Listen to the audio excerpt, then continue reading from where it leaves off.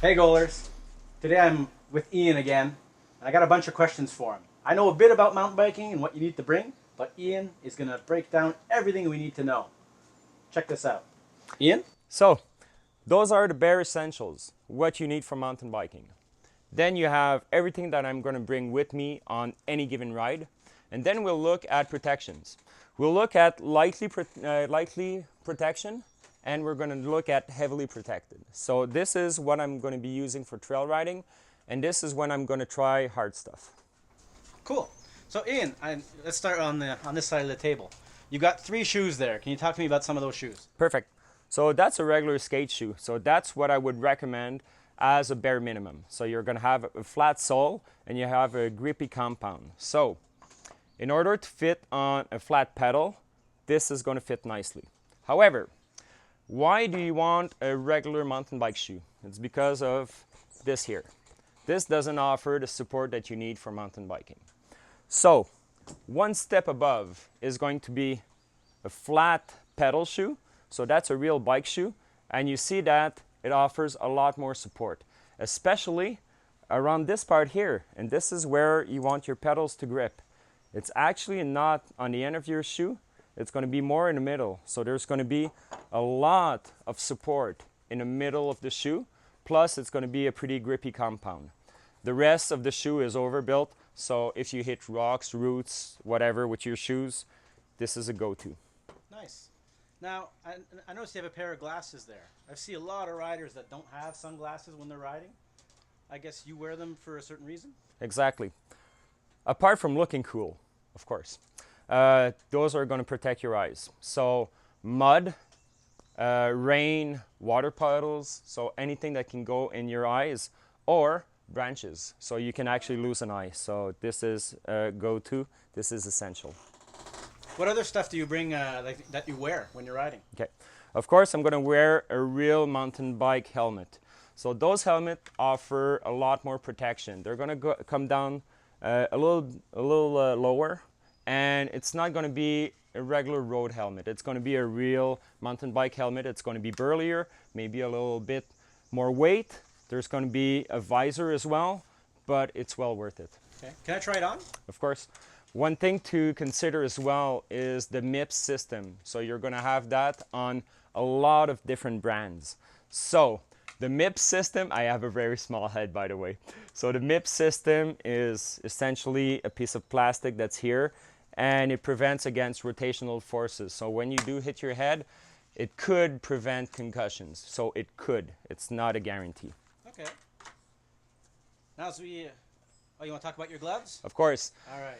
If you look at all the segments, I'm always riding gloveless. So that's an old habit, and it's not something I would recommend. However, when I do wear gloves, I make sure that they're very, very thin so I can actually feel the grips.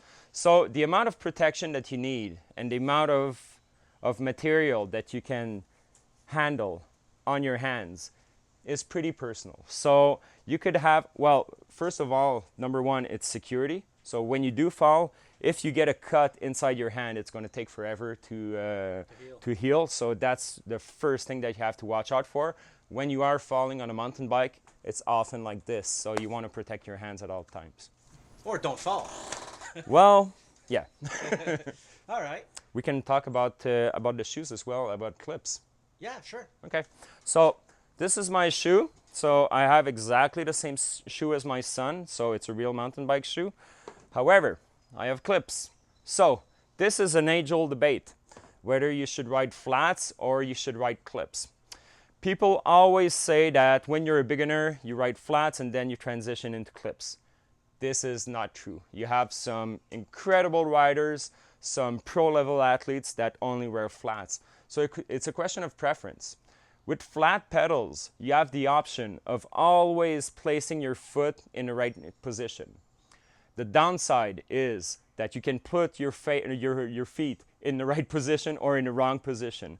So what I personally like is being clipped in. I always know that my shoe is firmly on a pedal, but it's a question of feel. So really good riders are riding flats, really good riders are riding clips. What I would tell you, however, do invest in a real pair of pedals. So the cheap stuff that you find on your mountain bike is good for the garbage. If you have a pair of pedals that are in plastic and with plastic studs, it's actually deadly. So as soon as it gets wet, you have absolutely no grips. Or no studs. Or no studs, yeah, you often see some with no studs. So this is an aluminum body with studs, and you can actually remove the studs. So if you want to have a lot of grip, you place all your studs, and there's even thickness of studs. If you want to have a looser feeling, you can actually remove some of them. You can also have plastic pedals with metal studs. Those are awesome as well. Cool. So we talked a bit about the pedals. We have I've heard a lot of people on the trails talking to me about. I asked them, "Why are you riding in clips?" And historically, they were told that's what you have to ride. Yeah. That's what mountain biking is. So maybe to paraphrase what you're saying, you're basically saying, ride what you like. Yep. And be safe about it. Exactly. A lot of people find it difficult to ride clips because it gives them another thing to think about if they're not going to be able to unclip. Mm-hmm. And that can happen sometimes when it gets covered with mud or grime and rock. The cleats can seize up and you fall over. We have a saying amongst our friends, with flat pedals, it purifies the riding. So you actually have to learn how to pump your bike and follow through without, losing a pedal. So it is even if you're riding clips, it's a really good exercise of putting on some flat pedals.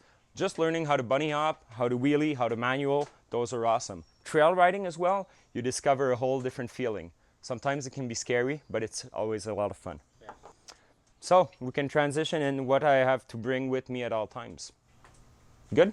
Sure. So these are tools, and this is like your typical day pack travel kit. Exactly. Well, I'm a professional coach, so I do bring a lot of stuff, maybe more stuff than what you would regularly ride with. Okay. So I'm always captain safety, and I bring a lot of stuff. So I start off with, okay, so those are, it's the new fad is wearing a fanny pack.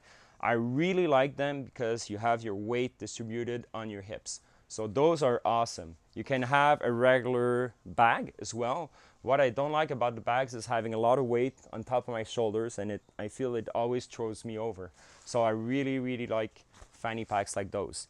Usually you have a water bladder and you're filling it up with water, but I'm filling it up with all the tools I need to repair a bike and all the safety gear I need to repair a human. Yeah. So, in terms of mechanic, what I like is, if you have tools like that do multiple things, so those are awesome. They don't weigh a lot and they can perform multiple tasks. What I like about this tool, so this is a tool from Blackburn, which is awesome. I think it's called the Big Switch. What I really, really like about it is that you can use the screwdriver mode. Oh, yeah. And you can use the ratchet mode. So this is really, really awesome if I can put it together. Yeah, because sometimes you have some bits on your bike that you need to adjust, and they're just too far in for a little short mini tool to go in. Exactly. So that tool is awesome for that. The second thing that I like, I'm a really big fan of all-for-one tool kits. So this one here has a chain breaker. So you're going to have the chain breaker that's right here, but also you have all the tools necessary for the nipples on your wheels, and you even have a valve core adapter set. So I'm always carrying one with me, so those are really, really fun to have. Let's say somebody... What does that do exactly? Okay, that's awesome. So that actually screws in the valve. So when you're pumping a tire, yeah, and you release it, and sometimes the valve gets undone and falls in your hand. So that's pretty awesome because you can actually tighten it. Screw it back in. Exactly. So that's a lifesaver. If you have that, it's really light and you can save a ride. So you can be the hero of the day. So chain breaker, and you also have a pad spacer, which is really, really awesome. So if you want to spread the pads of your pistons, this is awesome.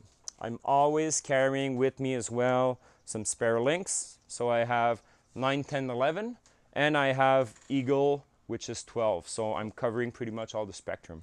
Now, I noticed you got $20 in there. Is that for me? No, this is a bribe. So if you really if you really need help, $20 is pretty precious. So it's either you can buy a snack or you can just bribe somebody. So it's awesome. Can you tell us a story of when you had to use the $20? No, not on camera. Okay.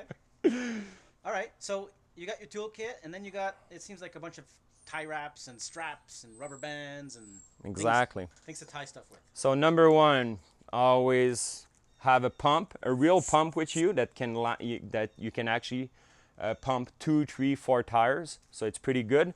You have the CO2s and the CO2 adapters. Those are awesome, really good. However, if you're only carrying one and you waste one, well, too bad. So I'm always carrying a real pump and a tube, and you have fancy straps such as this one, or you can have your normal backcountry straps that you can buy at REI, MEC, etc., etc. So those are really, really good as well.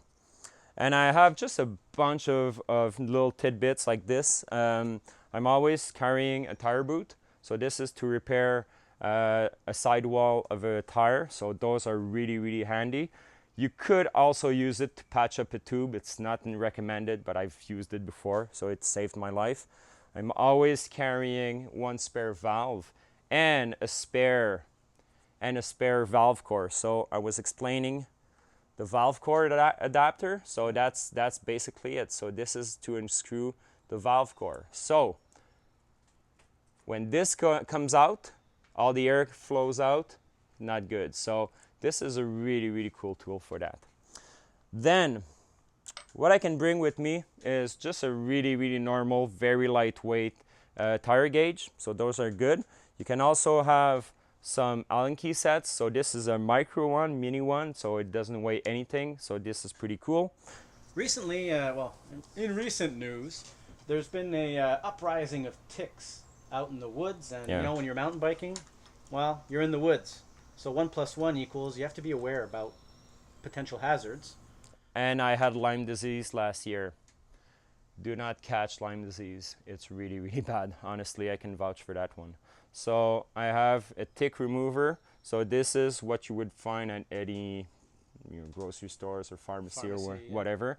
And this here is a fancy one, serves exactly the same purpose. And I do have as well a pair of tweezers. So those are really, really handy as well. On a side note, do you still need to report a tick bite? Yeah, basically when you're bitten by a tick and you see one, grab it, put it in a little jar. They'll get it analyzed. And if you have a tick on you, basically you can go to the pharmacy and they're going to give you like a 24-hour or 48-hour antibiotic. If you start developing a bullseye or a rash or whatever, consult immediately, because Lyme disease, as you go along, if it's not taken care of, it can really degenerate. It ruins your health. Well, I've had 6 months of issues with Lyme disease, so wow. This is not something you want. And then you're carrying your first aid kit. Yeah, well, before the first aid kit, one of the last things you can have, and those are really fancy, you're starting to see those more and more. So those are it's actually a patch kit for the tubeless. So you have the little bacon strips, that's here. So it's actually, if you've seen a plug in a automotive tire, you're gonna have exactly the same system. So this is based on bikes. So you just put the little bacon in, put it in.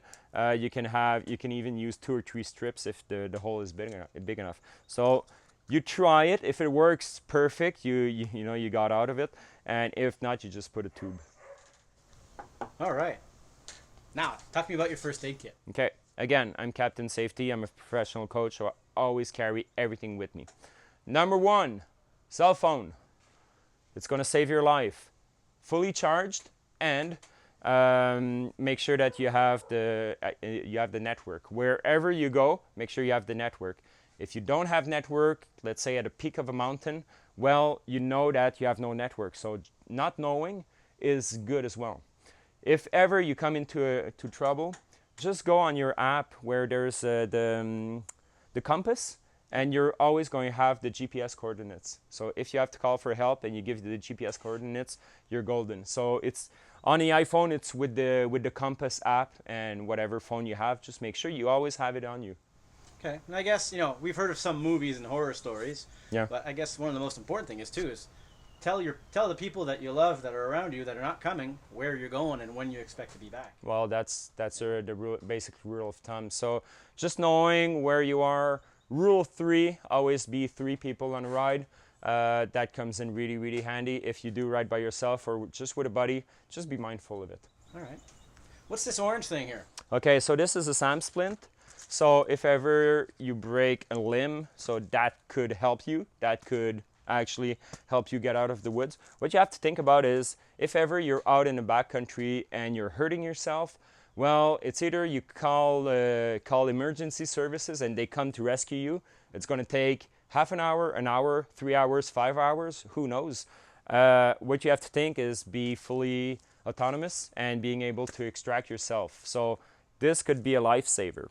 What I'm also bringing as well, so this is my emergency kit. I have everything that I need, from bandages, gauze, and some tape, and some and a pair of scissors. So I have pretty much everything covered. If I am going really, really far away, I am always having a second one. So it's always prepared. I always have it. So this is my go-to. It's in a Ziploc bag, so it's always fresh. So I just put it into my pack. I know that everything is in there. And if I am going far away, I know that I have to bring the other one. There's a face mask and there's other stuff that I might need. So it's either kit number 1 or kit number 1 and kit number 2. So that's the easy way I have of dealing with it. Then what I can use. So the gloves are really, really important as a first aid. However, whenever I have a client that has a flat tire and the bike is not super clean, those come in handy. So I remove the gloves, I put those nitrile gloves on, I can work on a bike, just putting it off, clean hands. So I always use them, honestly. And last, antiseptic, cleaning. So I always carry that with me. It's good on wounds and also for disinfecting your hands, right? Exactly, exactly. And the last thing I can pack, again, look at all the things that can serve dual or triple purpose, that are very lightweight and that can save a ride.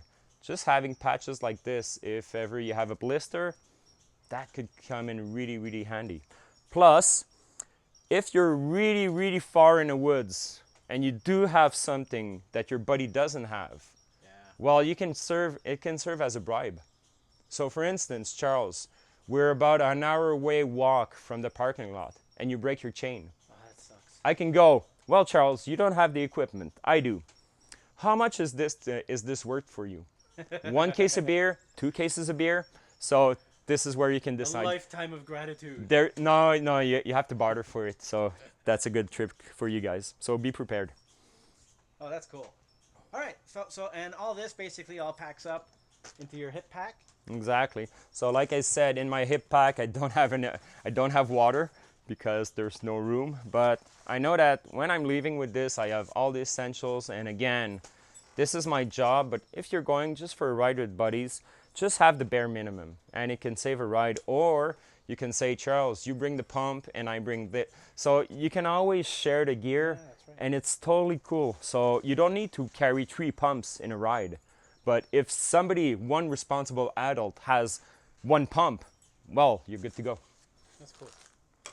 Hey, thanks, Ian, for showing us your ride kit. That was great. We're going to look in the next video at protective gear and Ian's recommendations. But if you want to know what we just went over right now, look in the comments. You'll see a detailed list of everything we talked about. All right, GOLHers, go out there, have some fun, be safe, and we'll see you in the next video.